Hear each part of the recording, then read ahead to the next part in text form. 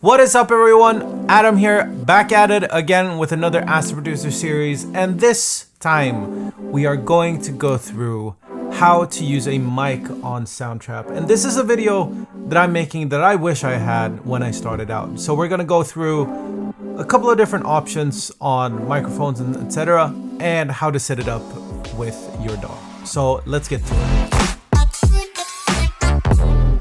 So first off, I wanted to talk about microphone choice. So there's a bunch of different types of microphones that you can have out there. You can have something like I'm using right here.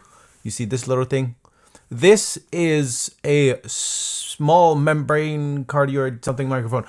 Mainly these are used for instrument capture. So if you have an acoustic guitar, etc., because they're super directional. However, this one is like somewhat directional. It's not that much, but the longer it is, the more direction, basically.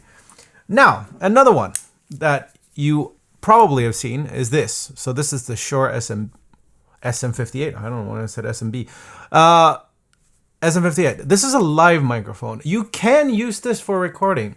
However, live microphones have a tendency to be shaped.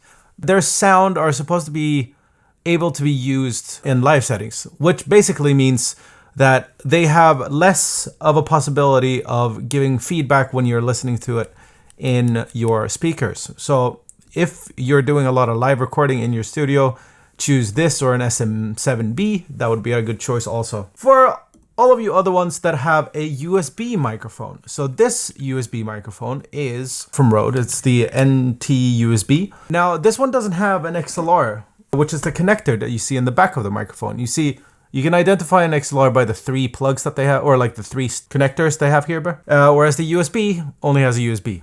Pretty straightforward. Then you have large diaphragm cardioids. Cardioids, yeah, something like that. They look like this, and they have a large membrane. You can see it through the little cage. I don't know if you can.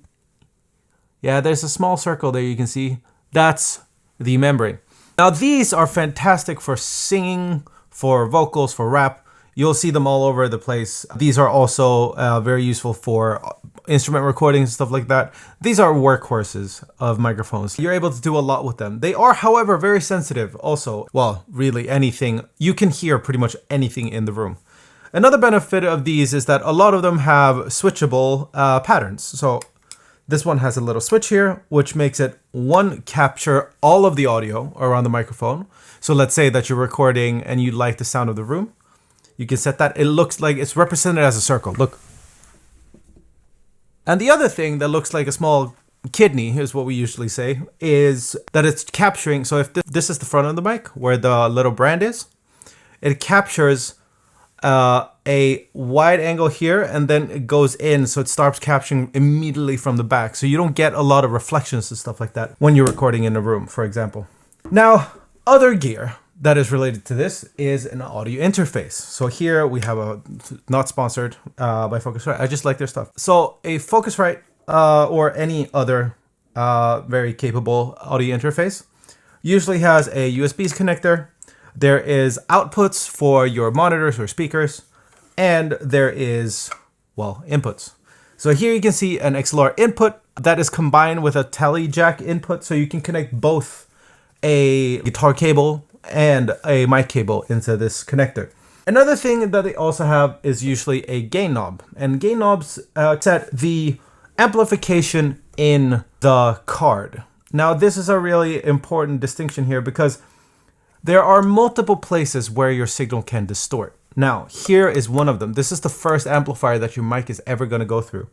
So you want to make sure that you hit a good level, because what you're fighting here is a good balance between just general noise that circuits and electricity causes, which is usually a pretty low. It depends on your microphone, but it's usually pretty low. And then you have the ceiling, which is going to be your distortion, or like the cap where you start to distort.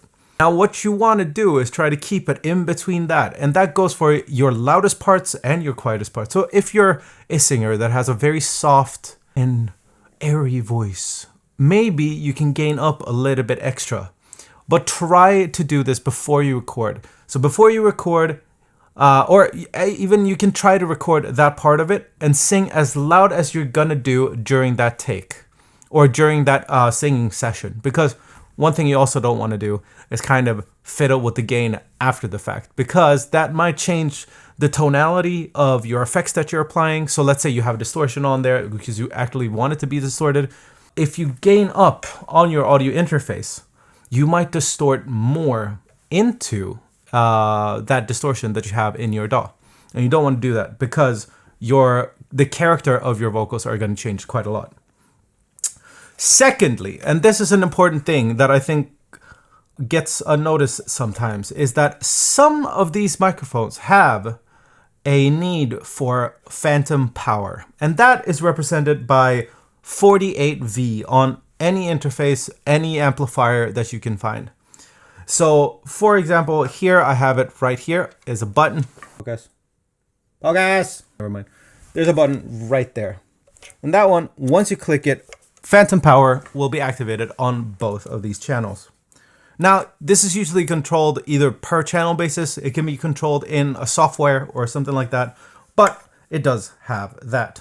Once we have everything connected, so let's say we are going to connect all of these things.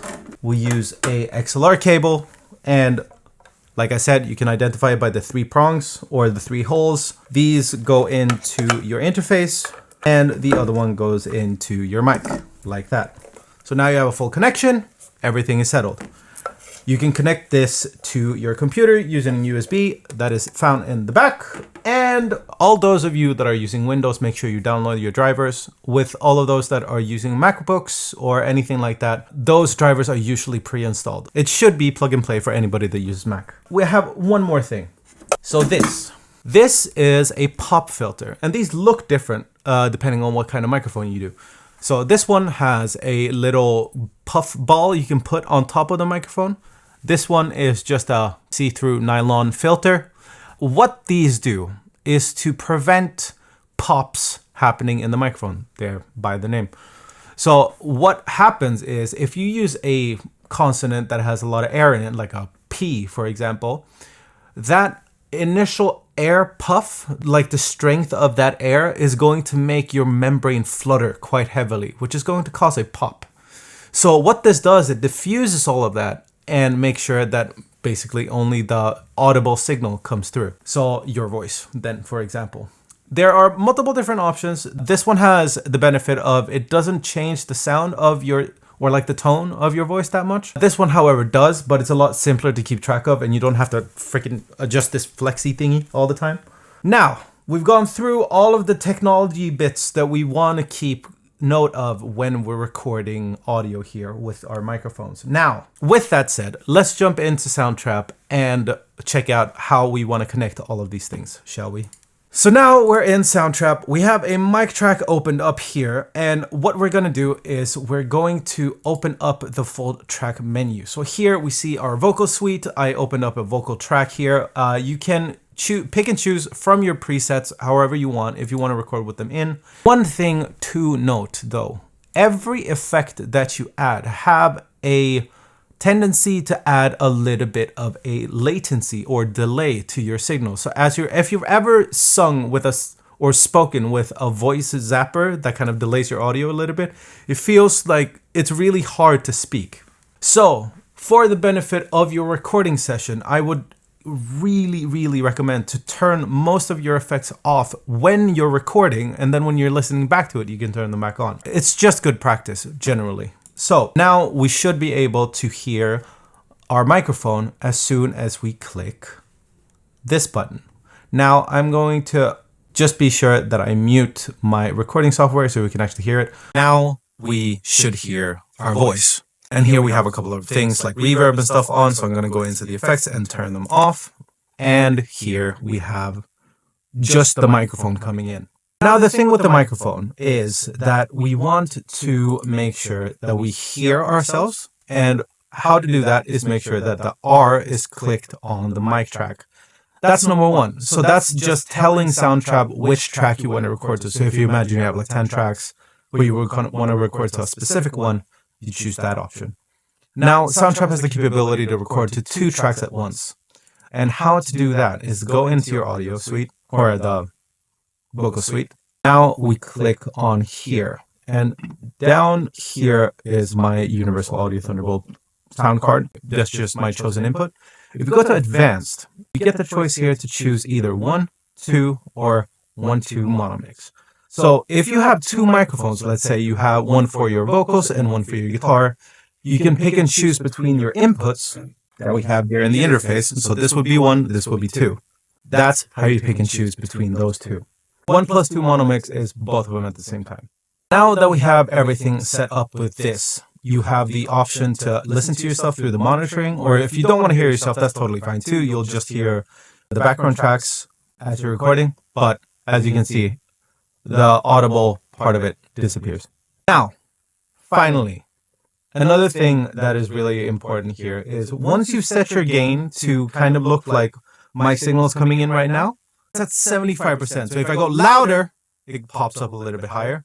This is a warning that you don't go over so you distort. Now, there's another thing with Soundtrap that is the calibrate. So calibrate sets the internal gain of the software to make sure that your mic levels come in well. So I'm going to hit calibrate, I'm going to go start and go, now it realizes, okay, this is a good level for you to put the internal gain for. So now we have everything set up to be able to record. Now, if you don't find your interface or something like that, try reconnecting it. Soundtrap should be able to identify all of your different interfaces. If you have more tracks that you want to record, this is a pro tip, is that you can use 2 channels per interface. So if I were to connect this one, and let's say this USB microphone, they would show up as 2 separate interfaces. Now, that means you can put this on track 3 and this on track 1 and 2. So as you set up a new mic track, for example, and now here, you pick the next one that would be your other microphone. So it would show up as Rode NT, but that reverb is getting really in my face.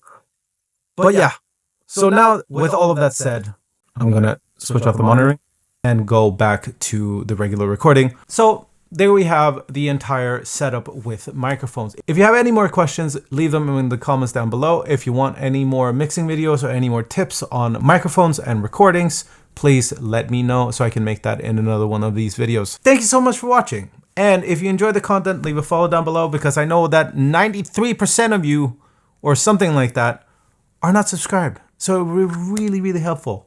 And kind of would show my boss that we need to do more YouTube stuff. But with all of that said, thank you so much for watching, and I'll see you in the next one. Peace out.